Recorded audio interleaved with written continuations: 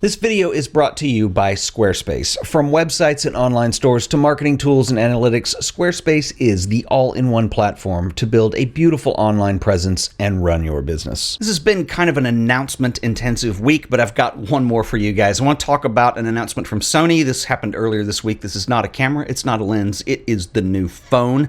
Many of you know that I have reviewed both the Xperia 1 and the Xperia 5 this year. It's a phone that I've been very impressed with, especially when you consider these are kind of the first part of a reboot that Sony are doing. There was an announcement this week for the Xperia 1 Mark II, as well as a development announcement for the Xperia PRO. So I want to get to both of these today because I think there's some really exciting stuff in the mix. But first, let's talk about the Xperia 1 Mark II. As I mentioned in my Xperia 1 review this year, this is an interesting phone because Sony is this gigantic company that umbrellas over many divisions.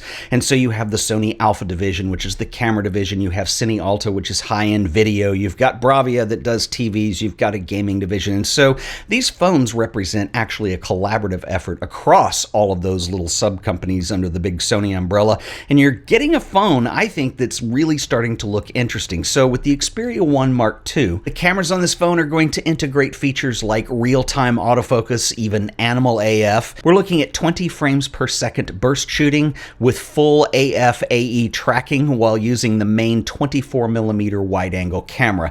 There's also full manual control. This time around, we're finally getting RAW support, and this is all going to be coming to the phone in a future software update. The Xperia 1 Mark II actually features a triple camera configuration. You have three 12-megapixel sensors, and these are going to sit behind 16mm lens, a 24mm lens, and a 70mm lens. These are all Zeiss lenses with Zeiss T coating that are going to give you quote-unquote exquisite rendering and contrast.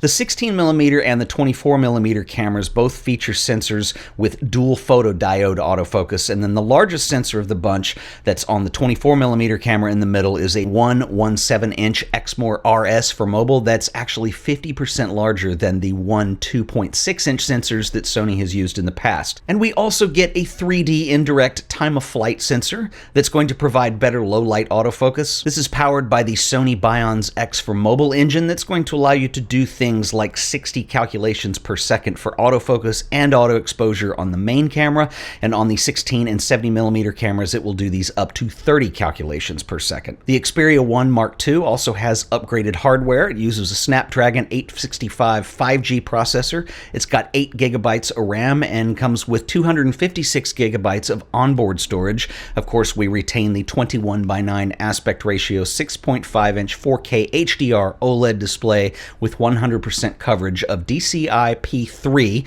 We now have a 4,000 milliamp battery with wireless charging support finally, and also an IP65-68 water and dust resistant rating. A few months back, I did a review of the Xperia 1 when it was released, and I also did one on the Xperia 5, and I was very impressed with both of these as really interesting alternatives in a very overcrowded smartphone market. So if you look at smartphones, particularly in terms of image making, this is part of everybody's day-to-day life now.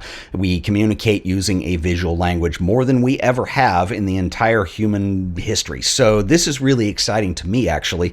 But what I like that Sony offer that's very different is they offer you a phone that will also operate like a camera. And this is kind of one of their strong suits, I think, because you have this umbrella of Sony, like I mentioned before. You have all these companies that work underneath that, and they all make really cutting-edge, high-end products. And so why not bring them together to make the best phone that you can find? So what I personally like the most about Sony's approach is they let you use things like the camera as a photographer. You have access to manual settings. You get great image quality. The lenses behave like lenses. Sure, you do have computational imaging that goes on behind the scenes, which is only going to get stronger as Sony keep progressing in this field.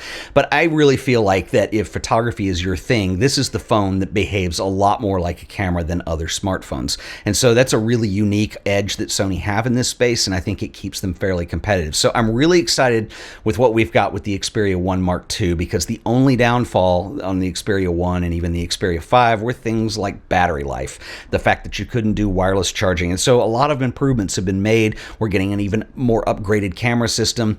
There's a lot of functionality under the hood that we're going to be able to do that starts to rival what we see on cameras like the Sony A9. Now, there was also a development announcement for the Xperia PRO, which I want to get into as well. But real quick, I want to give a shout out to our sponsor for this video, who are the awesome folks over at Squarespace.com. Present your photography using Squarespace's modern professional portfolios. The layouts are completely customizable, and you can use Squarespace's drag and drop based backend system, which is really easy to use to present your work the way that you want it seen.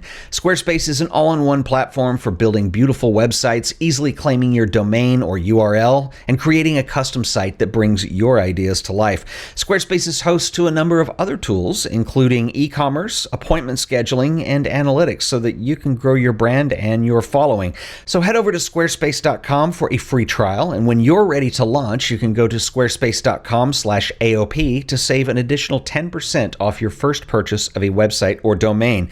Once again, that is squarespace.com/AOP, and I want to thank the folks at Squarespace for sponsoring another episode of The Art of Photography. So the Xperia PRO, which is just a development announcement at this point, does look really interesting. So in many ways, it's going to be similar to the Xperia 1 Mark II. It's going to have the same camera setup, the same battery, the same processor, so on and so forth.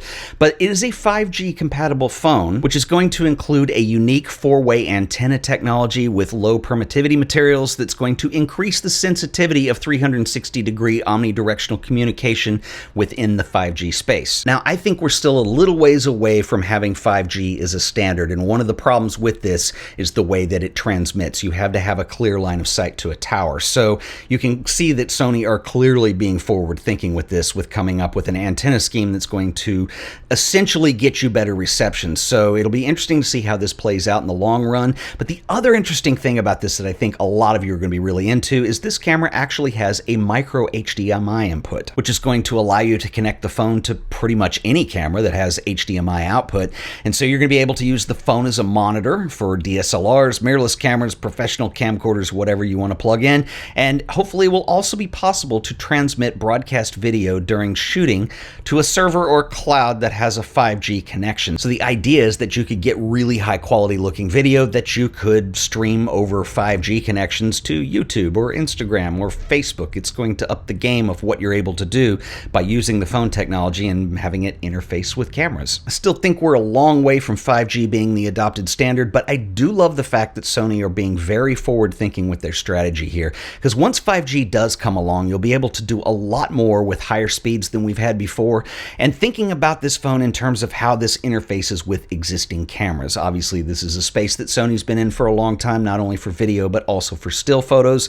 And how can we integrate those two things? So if we have the broadband capacity to upload a really beautiful looking video that's broadcast quality to YouTube or wherever we want to upload it to, then why not make that available? That makes the phone integrate with that system really nicely. I mean, if you look at the whole adoption of phones, the reason, or one of the reasons they've been so popular with people, is they enable us to do things in the mobile capacity while we're on the go that we used to have to do on a computer. You've got access to your email. You don't have to be chained to a desk and a device. And I think being forward looking into how photography and how cameras and how video interfaces with this, I think is actually pretty cool. So I hope to get my hands on an Xperia 1 Mark II fairly soon to review for you guys. I am really excited about that phone. I would love to know what you guys think about all this. Drop me a comment below. I'll see you all in the next video. Until then, later.